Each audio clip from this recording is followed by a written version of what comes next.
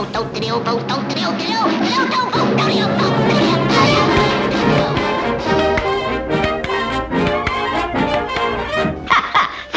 funny.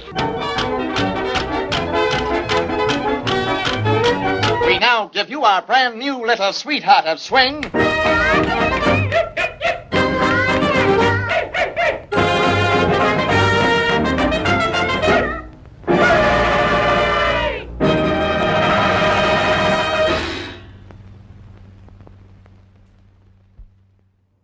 Welcome to Stay Tuned, the show for animation lovers, recorded live on Twitch and broadcast on YouTube and proudly streaming on Patreon.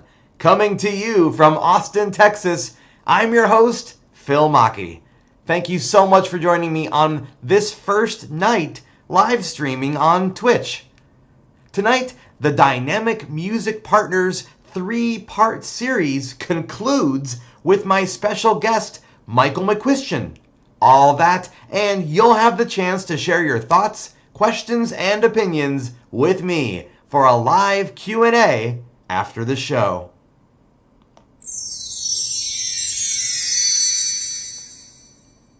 Look! Up in the sky! It's a bird! It's a plane!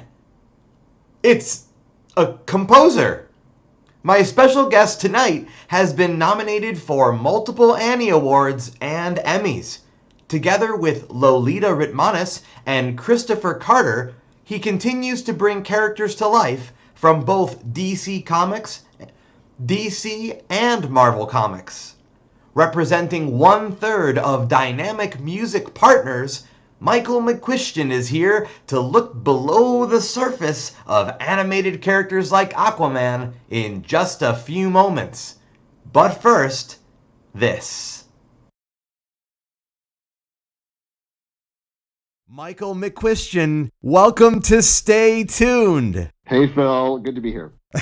It's good to have you here. You know, I'm going to start off with Aquaman because he's kind of like the hot item right now in theaters. Yeah. And you wrote music for Aquaman during the original Justice League animated series. So are you like a little bit more pleased than most people to see him getting some proper attention? Oh, absolutely. I mean, you know, Aquaman and I have this, we go way back.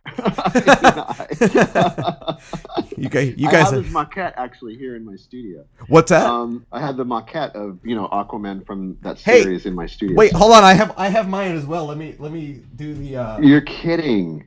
Oh yeah, that's it. Absolutely. That's the same one. Yay, we're Aquaman maquette twins. I gotta be honest, Aquaman and Batman have always been my two favorite heroes, and I didn't get into comics until the 90s, just because of just financial ability to buy stuff. And the version I love is the version where he had a harpoon for a hand. So when they did that version for Justice League, the animated series, I was like, finally, they're making the version that I grew up with. Yeah, it's interesting because the Aquaman episode that I did for Justice League, it was my first real, I guess, solo show because, you know, we were splitting shows. Lolita and Chris and I worked together. Right. And we had split the first show, the initial Secret Origins. And then after that, we started each of us doing a 2-parter ourselves so that it would, you know, we would be able to do the thematic continuity and everything for the 2 episodes that were the 2-parter. So my first one was the Aquaman episode. I'm trying to think of what it is. It's the Enemy Below. Oh, you got it. Yes. Yeah, The Enemy Below. Yes. And, you know, I liked Aquaman as a kid, but I liked him for different reasons. I liked him because I thought he was fun. I liked the whole, like, weird concentric circle radar thing that he did, you know.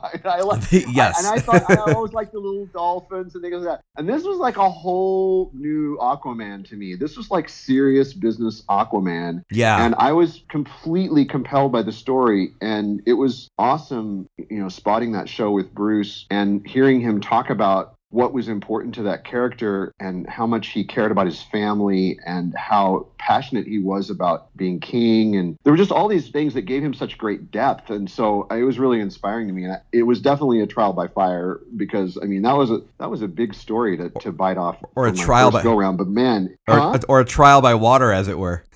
Twilight Water. Oh, you're right there. That's great. Anyway, yeah, no, great affinity for Aquaman. So That's I've heard cool. the new movie is fantastic, and then it's visually stunning. Yes. And so I can't wait to see it. It is visually stunning, and it's very high on fantasy, which I think is a cool thing. Yeah. What's great about that series, just to give folks a little bit of context, the original Justice League animated series, like you were saying, they did two-parters, so the stories were bigger than the traditional half-hour, like from Batman or Superman the animated series. They did these two-parter episodes, right. And then when they went to Justice League Unlimited, it was almost as if every episode was part of one giant, long episode, serialized and not just standalone for every episode. Correct. A lot of people, I would say, look at the animated version as the more popularized versions of things. And to keep it in context here, with Aquaman in the 90s comics, he had his hand like eaten away by piranha, which makes no sense to me since he has the ability to talk to fish. But in the version, the episode you did, he had to cut off his hand to save him and his newborn son. And that is like, yeah, that is the coolest thing they could have done to the character, I think. It was pretty awesome. And when I watched it for the first time, I was like, what? You know?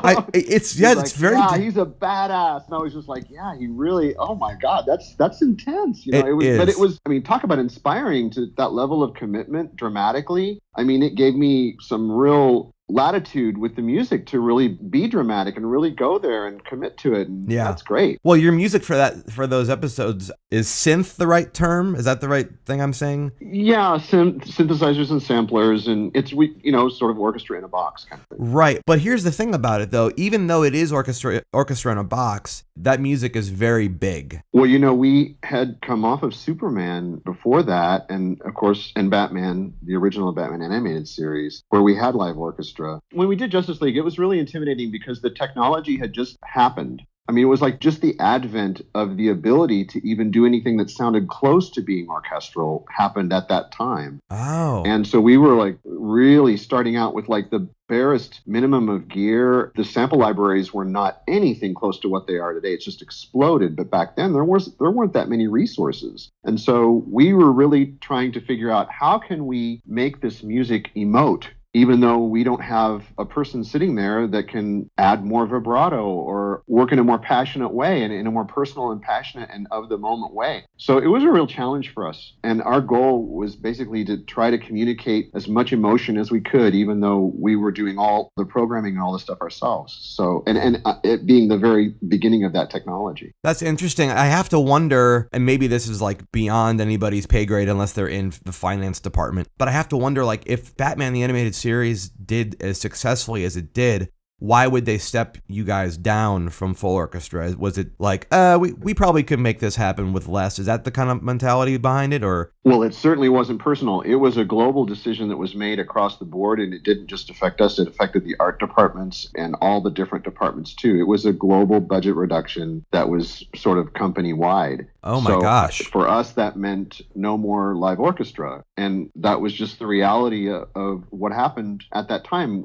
They just finished all these shows with live orchestra, and they just decided, we don't want to make shows that way anymore. And so we're not gonna have that happen. And so, yeah, I mean, it was a real shock, but we love the story so much, and we had such a good relationship with Bruce Timm, and we really wanted to do this with him, and we wanted to make it something really, really terrific. So thank heavens, we had 8 years with live orchestras, and we used that experience on the podium creating live film music and translated it to this way of making music with samplers and synthesizers. And I think we did pretty darn good job. I really do. Oh, absolutely. Like the music for that series especially is still, you can still tell the sensibility is behind there. It just has a different tonality to it that you don't sort of expect to hear. But man, that's interesting. Well, we've taken music from that series and created live suites that have been performed in festivals around the world. I did not know that. I mean, no, we went to Krakow and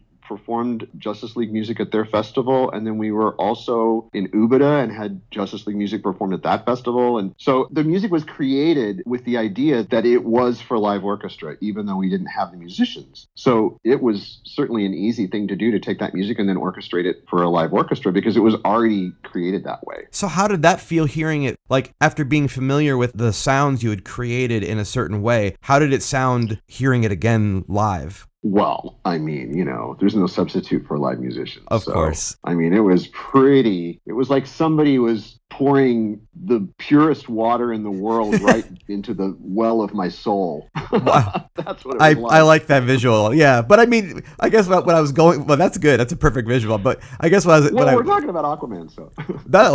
Perfect. We are talking about Aquaman. What a liquid way to explain it. But I mean, was it almost foreign? Was it like, oh my gosh, I forgot that's what we intended? Was it a weird? No. No. Okay. Not at all. Okay. Oh, it was anything but foreign. It was like we were coming home. Oh, that's awesome. That's awesome. Yeah. Because that was always the original intention. Yeah, that's cool. That's really cool. So who are your musical influences? And I know I was talking with Christopher, and he said he had kind of a rock background. I guess I was kind of a typical geeky musical kid, in that I listened to classical music until I got to college. Oh, okay. So I was really into like Bach and Beethoven and so Mozart, you were fun at parties. Chopin was one of my favorite. Huh? You were fun at parties. Yeah, no. Yeah, right. No. When they asked for recommendations for what to play at homecoming, I'm not going to tell you what I put down. I'm sure they had a good laugh over it at the student council. But anyway. Sure.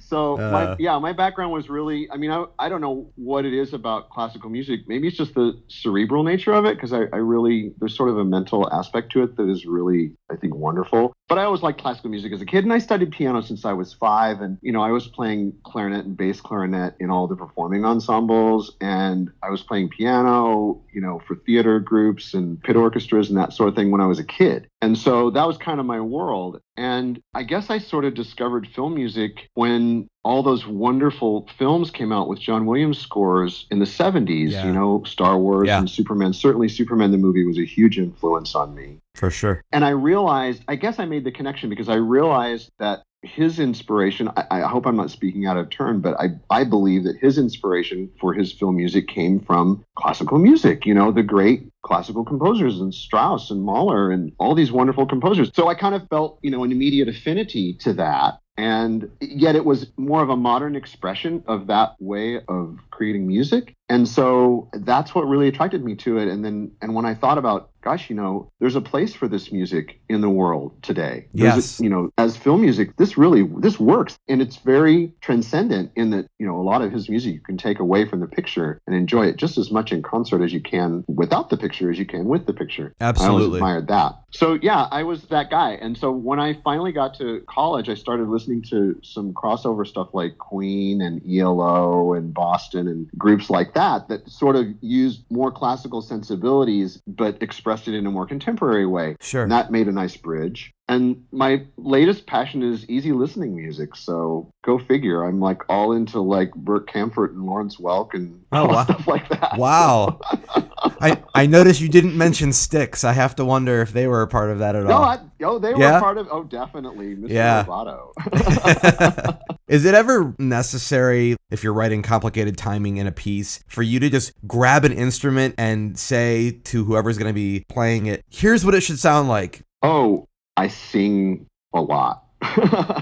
Okay. I vocalize. Let's read. I should redefine that. I vocalize a lot when I'm working with live musicians. Yeah. And, you kind of have to be a shameless actor in a certain kind of a way when you're a composer, if you're working with live musicians, because there has to be this idea that there's a safe space where everybody can just be their best, So if there's something that I'm going for, I pretty much will just let my guard down and say, no, it needs to be ya da da da da da da da da da da da, or whatever, or I want to wow, with a big growl at the end. I mean, whatever. You just have to be able to get your point across somehow. And, music it's not verbal. So, songs, of course, but instrumental music is a whole other world. It's a world of abstract expression. And so, I always feel like if I'm going to work with musicians, and if I'm on the podium working with an orchestra or whether I'm just doing one-on-one, there's a lot of vocalization that goes on if needed, especially if I'm making decisions at the time. One of the greatest luxuries of film music is that when you're recording it, you can make decisions on the fly because it's not a live concert performance, and you can change things immediately and often. And musicians like that because, well, I'm not going to say they like it.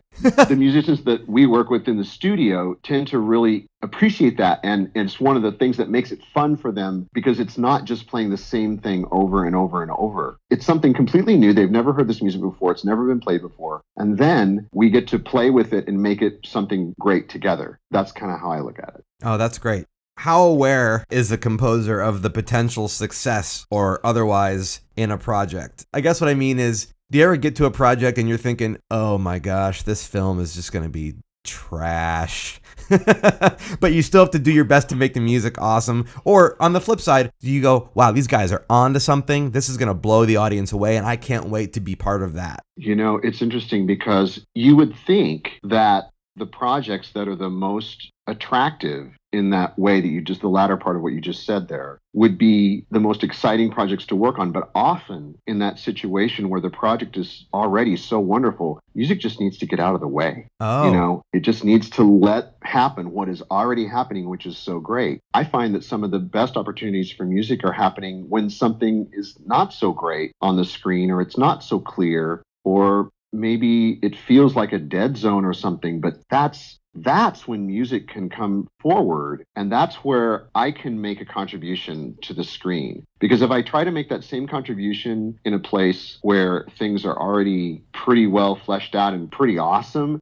I might step on something. And so it's interesting, the balance that's needed to make a really great project shine, because it really is all about the vision of the filmmaker, and it's not really about me making great stuff happen for me. So yeah, but to be fair, there's been times, a lot of times, where I've looked at a film score and thought, man, the film score captures what I imagine the essence and the spirit of this piece better than the visuals does. Well, good. We'll use John Williams as an example because, you know, a lot of folks have complaints about the newer Star Wars franchise, but what's interesting about Star Wars, which is a whole nother topic I won't go into, but what I will say, what's interesting about it is John Williams is kind of like the glue for the entire series because it's him. So if you take away the storylines, you take away all the visual stuff and whatever you want to say about the actors, and you just listen to the scores one after another, he is telling this epic saga that is devoid of any bad acting or what have you. Well, you know, like I said, sometimes the scenes that need the music the most yeah, yes. are the ones that just, you know, that's a good don't point. really have it happening so much on the screen. Yeah, that's a good point. One of the biggest challenges for a visual artist is the blank canvas. So as a composer, how do you address the blank canvas? I think you're one of the first people to ever ask me about this, and it's something that often goes overlooked.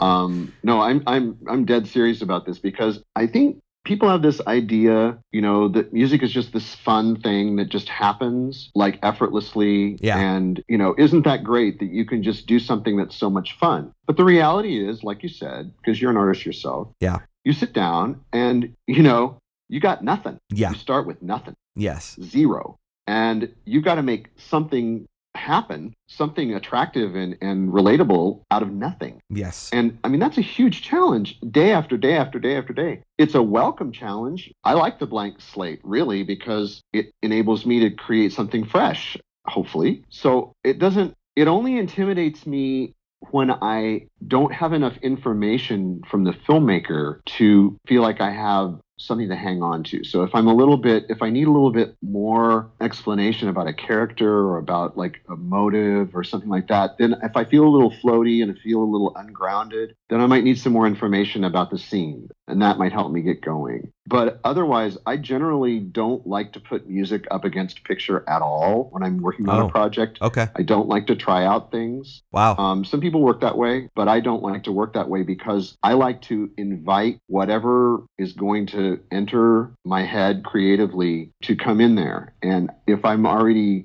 trying out other things, I don't have any space for that. So the blank slate for me is a welcome opportunity. That's interesting. And you probably have a little bit of an advantage when you have a working relationship with someone like Bruce Timm, because you probably already have a sensibility of what he's going for based on previous collaboration, right? Well, but that would depend on Bruce wanting the same thing for every project, which he doesn't. This is true, but with like when you did Batman Harley Quinn, that standalone film, that in his mind, he introduces that as another entry into the Batman the Animated Series world. That might have been sort of helpful because you already had all that previous Batman experience, right? That's true. I mean, we had the vocabulary from the original series, and I mean, it was our vocabulary. So, right. You know, thanks to Shirley Walker. So, you know, we knew that, and we were all on the same page with that. And I guess what was most fun about that was, okay, well, here's kind of where we're going to start, but then here's how we're going to depart from that. And here's how we're going to freshen this up. And here's how we're going to make this a little bit loony and, you know, just go for it. And that's great, too, because then it's like, okay, well, great. We've got this language. It's already established. We already know it works. So let's fuse it with something else and go somewhere that's unexpected and fresh and wonderful. And that's exactly what that project was all about. And I had so much fun working on that project. It was great. That's good to hear. I know it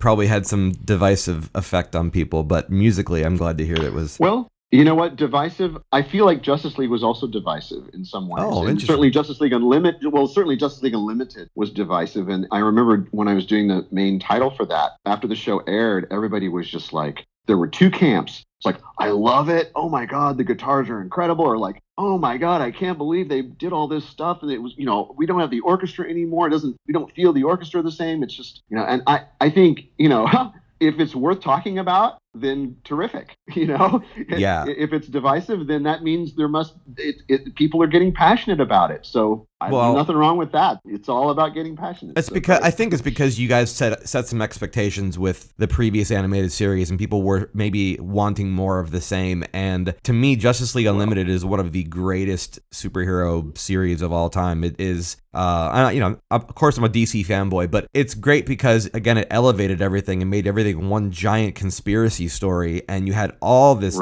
deep dive into the backlog of characters. It was such I felt like I was getting an education of, you know, of who's who in the DC universe, which was an awesome thing to go through every week when you watch an episode. You and me both. Does composing music for a Marvel series take a different sort of thought process than DC, or is it all just storytelling and it all works together? It is all just storytelling, but I think that Marvel tells their stories differently than DC tells their stories. Marvel tends to have a little bit more humor in their stories. I mean, obviously, sure, and that means that the music needs to function a little bit differently because, you know, it's a little more delicate in a certain way because you got to make sure that you're honoring whatever's going on in the scene. But then when they make jokes and things like that, you don't want to step on that. So it requires a little bit more tiptoeing around things because sometimes the thrust of the story changes with these interstitial jokes and things that they do. So that's the most obvious thing I can think of. And, you know, their set pieces tend to be really big, too, the action scenes and things like that. So sure, sometimes it's just all about having a great fight, you know. Right. And it might not be as story driven. Sometimes the fights are more just fun, you know, and there might not be some underpinning going on. It's not quite as cerebral as the DC stuff, I find, but it's funny. That's certainly a lot of fun. Absolutely.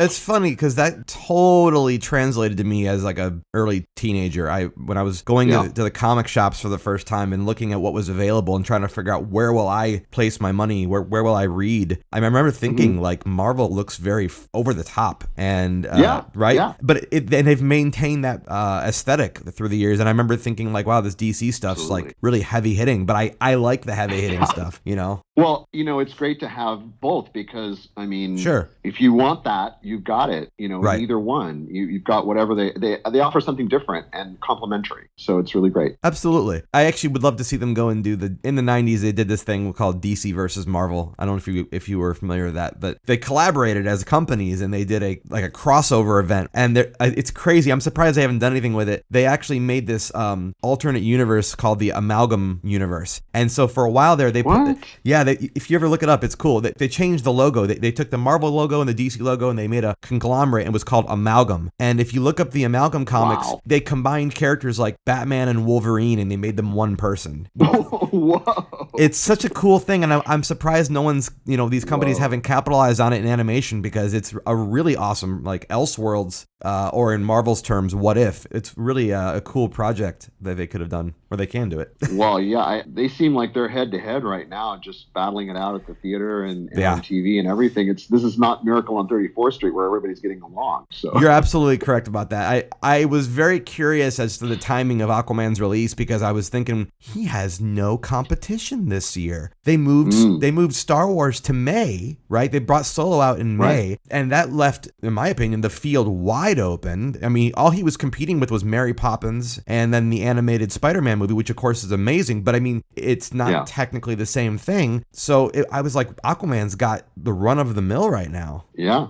Anyway. Well, 2/3 of the planet. Look at that. Oh, look at all these water jokes we're making. I'll just throw a Waterworld reference out there for good measure. No, I'm just kidding. That no one wants to talk about Waterworld. Oh my gosh. I know. Remember that? Yeah. Let's forget that. Let's forget Waterworld. Yeah, I agree. So I've asked your partners this same question, and by partners, I'm referring to dynamic music partners. You are 1/3 of that. In DC, there's the Trinity of Batman, Superman, Wonder Woman, and so you guys are your own kind of Trinity, right? Dynamic trio we've been referring to. Oh, okay, dynamic trio. I like that. So, which recurring character do you personally genuinely look forward to writing music for when starting up a new project? Like you look down and you go, "Oh man, this person's going to be in it. I can't wait to write something for this person." Oh gosh, that's a tough one. That's like picking your favorite child or something. Yes. Yeah, it's so difficult. I mean, I'm going to give you a really boring answer because I'm such a super fan of Superman. Oh, that's so funny. All three of you have said one member of the Trinity. Really? Yeah, I'll tell you who said what in a minute, but go ahead and finish your answer. You're kidding. No, I was hoping that would happen too, and it totally did. That's the coolest thing. Get out of here. No, that's my honest answer, because he's my favorite superhero. So what can I say? Every time he's around, I get to do something wonderful with his character, and that just takes me right back to my childhood when I decided to be a film composer. So there you go. That's amazing. Okay, so you said Superman, Christopher said Wonder Woman, and Lolita said Batman. That's great. Well, you know what? If you ever had, this is like the police questioned us separately. And compared our stories. That's perfect.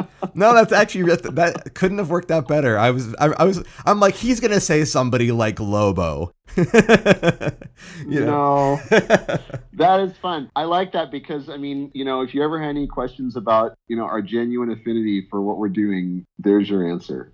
That's awesome. What's great about Superman, he's very hard to write for, I imagine, as a writer. Not a musical writer, but I mean like as just a writer, because he's, the thing with him is that he's kind of too perfect. But what's great about him is he was the first, and I feel like because of that, it lends his character to have a lot of triumphant feeling around it. And what I love about, like you said, the original John Williams score, but also especially the music you guys wrote for Superman the Animated Series. I don't know which of you guys was responsible for the main theme of that show. That was Shirley Walker. I thought it might have been her. I wasn't sure. But the theme she wrote is, to me, just as triumphant and just as calling out his name in the lyrics, the non-existent lyrics of the music, as the John Williams theme. Yeah, and what an intimidating thing to be asked to do, after that iconic score of his. So yeah, that's what I was thinking.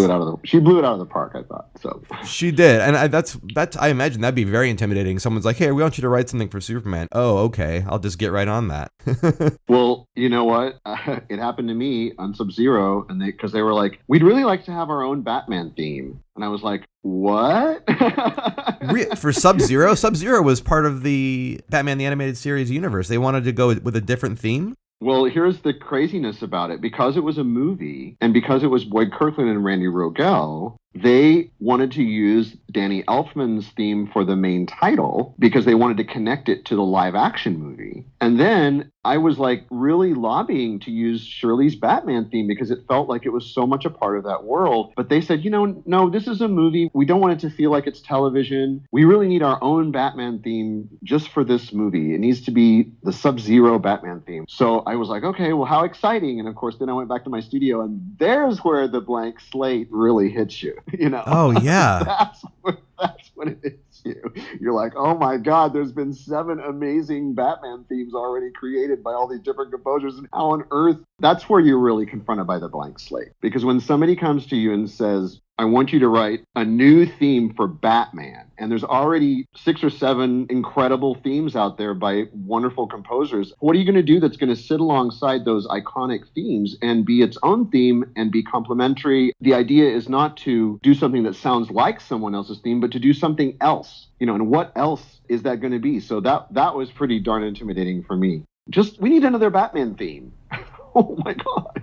So did they end up using Danny's theme for Sub-Zero, or did they end up not? They just went with what you... Yeah, we used his theme for the main title, but in the body of the show and in the end credits, there's a different Batman theme, a theme that they asked me to write, and that's what we used for his theme throughout the movie. And did you name it Batman's theme, like in the name of the tracks, or is it someone would have to just kind of figure it out by listening to it? They would kind of put it together. You'd put it together because it reappears, and there's a huge statement of it when the Batwing flies out, and then of course there's a big arrangement of it in the end credits, and it recurs several times throughout the movie. I'll have to go back and check that out. That's interesting. It has kind of an adventure vibe. It's sort of like, more of a Batman adventure theme, I guess. Oh, okay. Is the way to put it. That's interesting. Well, Michael, you've been a joy and an inspiration to listen to and talk to today, really, because I love hearing the underpinnings of what's going on to what we're listening to. Oh, my pleasure. Thanks so much for asking me. Yeah. Joy. Yes. We didn't even talk about it, but I wish you all the best with Young Justice because that's off to a roaring start. Yeah, boy, what a fun project that is. I say is because, we're still working on it, which of course I can't talk about at all. But it's awesome. It just gets more awesome. The more episodes I see, the more awesome it gets. And intimidating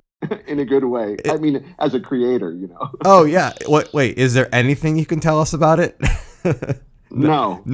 Other than just watch it. Watch the heck out of it because, we should be so lucky to have such a great series that's happening now. This is not us talking about how great things were 20 years ago. This is a great series that's actually happening now. Yes. And it is wonderful to be a part of it. Yes, it is intelligent. It is complicated in a good way. Yeah. And what's great about that show, I think, is that they are writing for characters that happen to be superheroes. Not that they're writing focusing on the superhero element. They're focusing on their humanity and their interpersonal relationships kind of thing. Exactly. Yeah, it's pretty phenomenal. It's a great show. Awesome. Well, thank you again and much success with that series and beyond. Thanks a bunch. All right. Bye. Bye.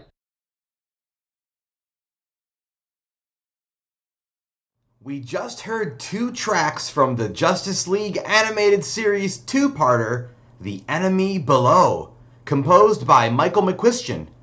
Presently, he is working with Lolita Ritmanis and Christopher Carter on Young Justice Outsiders, which returned to the DC Universe streaming service after being canceled roughly 5 years ago.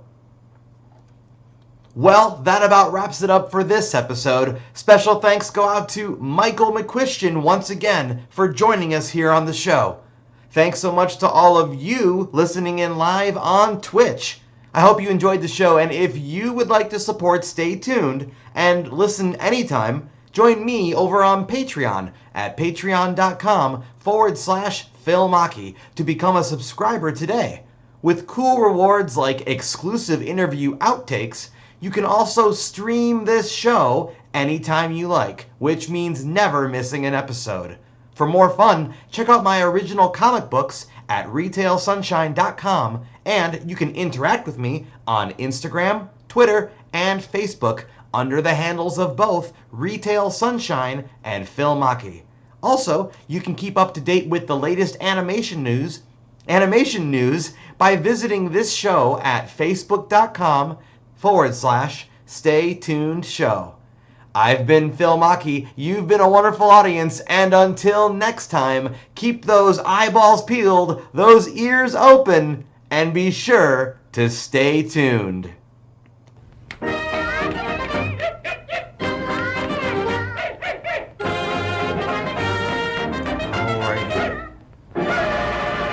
Alrighty. Well. First of all, I'm going to export my audio so I don't lose my audio. And, oh, I'm so glad. Thank you. Thank you, Tanya. I appreciate it.